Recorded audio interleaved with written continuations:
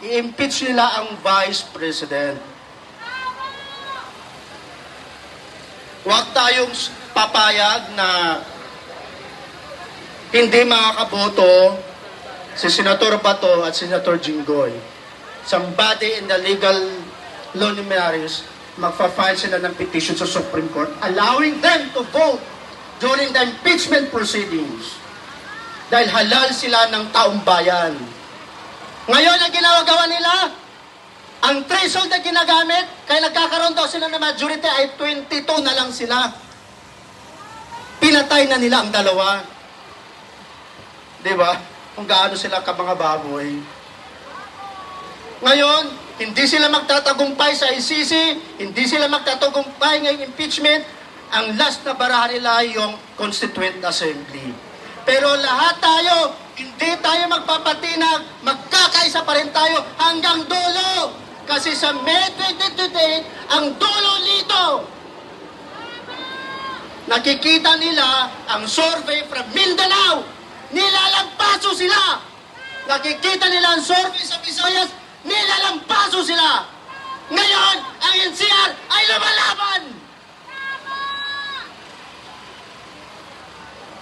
Ginagawang pansimbag ang mga Duterte sa mga kababuyan na ginawa nila. Tag-ulan! Darating na! August, September, October, babahan na naman ang Metro Manila!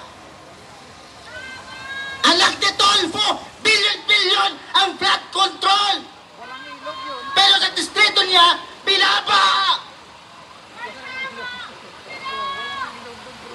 Kaya pala siya atat na mag-take over sa Blue Ribbon Committee kasi sino ang nami-mention? Sino ang nabanggit ng mga 18 Marines kanina? Ano pangalan? Ano ang pangalan? Diba?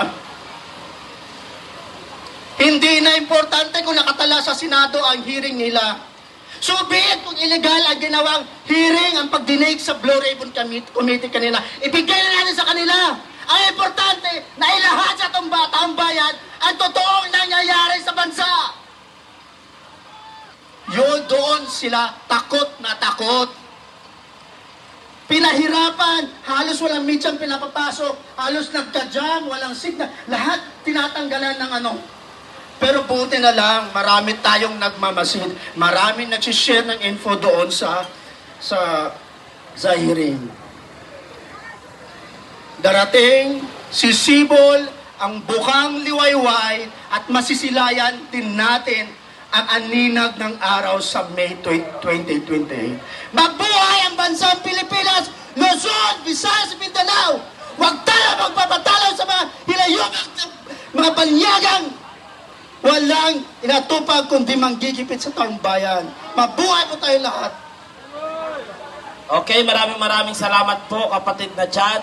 Ngayon, yung nawala ng cellphone ay